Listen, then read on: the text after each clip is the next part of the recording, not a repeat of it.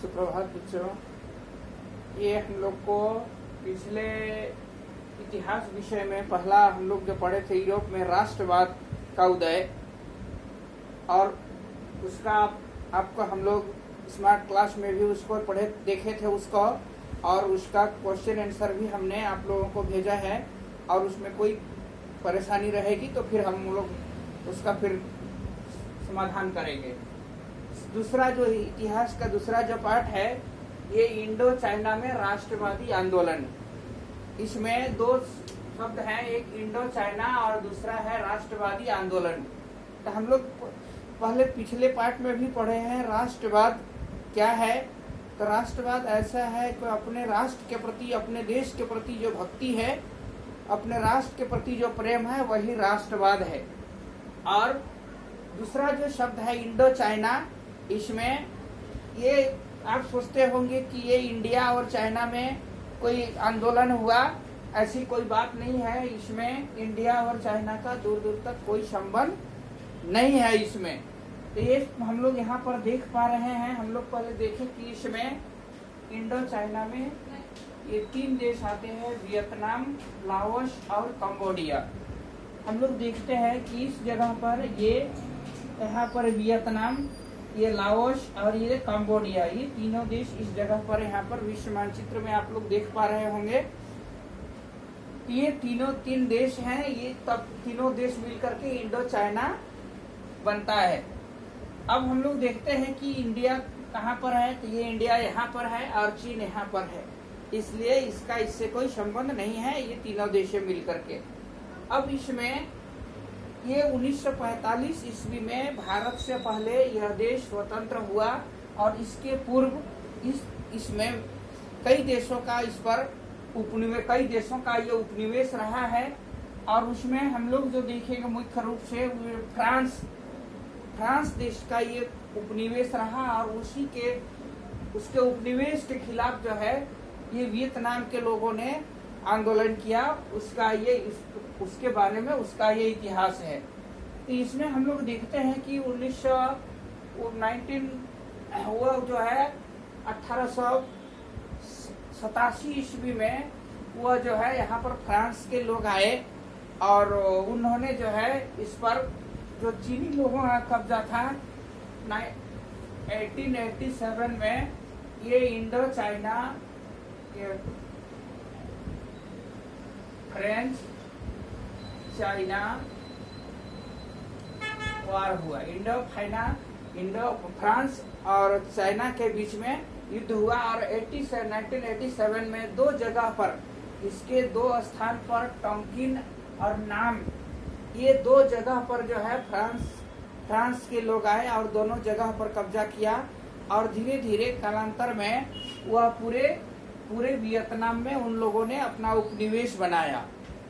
अब हम लोग को बात आता है कि ये उपनिवेश क्या है। उपनिवेश है कि किसी दूसरे देश को अपने लाभ के लिए, अपने स्वार्थ के लिए उसका शोषण करना, और उसको अपने लाभ के लिए उसका यूज करना, उसका प्रयोग करना उससे। तो उसने ये यूरोप महादेश के देशों का, ये दूसरे भी जो उपनिवेश बनाए, सभी देशों ने उससे अपना स्वार्थ सिद्ध किया।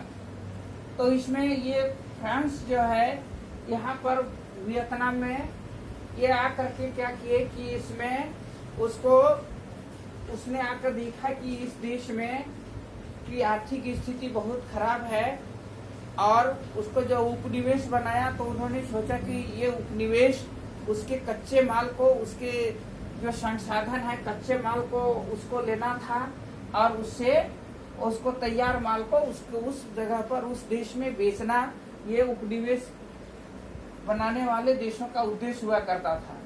तो इसने देखा कि यहाँ करके यहाँ इस देश में ये इसकी आर्थिक स्थिति अच्छी नहीं है, तो उसको ठीक करने के लिए इसने उसको एक नीति निर्धारित किया। कि उसमें देखा कि यहाँ जो है, यहाँ की शिक्षा जो है बहुत निम्न स्तर की है, लोगों की आमदनी काफी कम है, और कृषि उत्पादकता, कृषि जो है खेती से जो उत्पादन होता है वह काफी कम है। और तो उसने उस दिशा पर उसको उन लोगों की उत्पादन बढ़ाने के लिए उस दिशा में काम करना शुरू किया। तो उसके लिए इसमें एक मेकांग नदी है, तो कृषि उत्पादन बढ़ाने के लिए उस नदी घाटी में उसमें नहर बनाना, उसमें जमीन को उसकी सीमांतीकरण, उसकी काश्तकारी, उसकी, क्योंकि कुछ जमीन जो है कुछ लोगों के पास ही कुछ लोगों के पास ही था, इसलिए उसको काश्तकारी अधिनियम के तहत जो है जमीन को और लोगों के बीच में वितरण किया गया, मतलब लैंड रिफॉर्म्स उसको किया गया।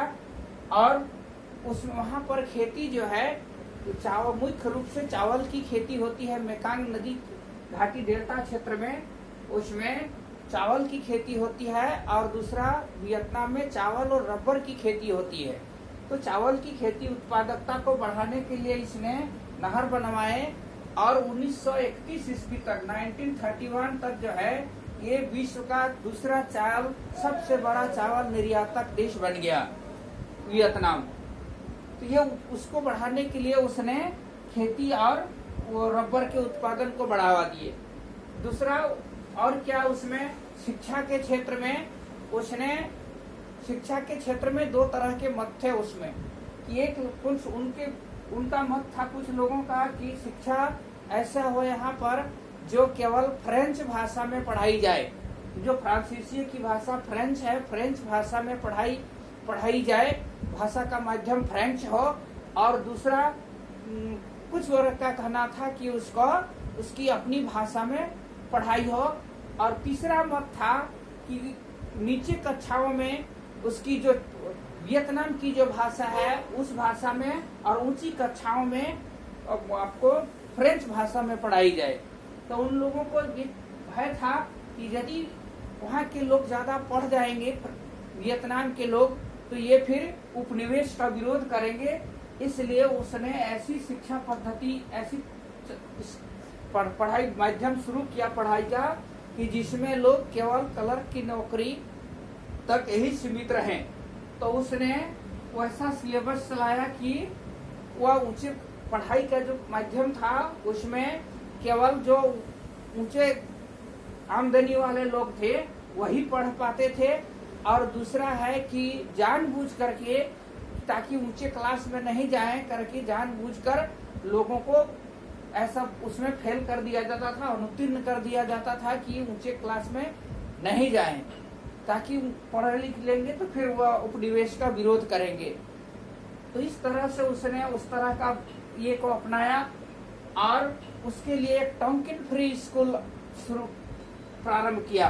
टोंकिन फ्री स्कूल में ऐसा माध्यम था कि वहाँ उसकी फीस बहुत अधिक थी, तो ऊंची फीस चुकाना मुश्किल होता था, इसलिए वहाँ के लोग जो है वो पढ़ाई नहीं पूरी कर पाते थे। तो इस तरह से उनकी शिक्षा व्यवस्था इस तरह की थी कि लोग उसको पढ़ाई कर पाना केवल 1/3 विद्यार्थी ही वहाँ पर ये पढ़ाई पूरी कर पाते थे।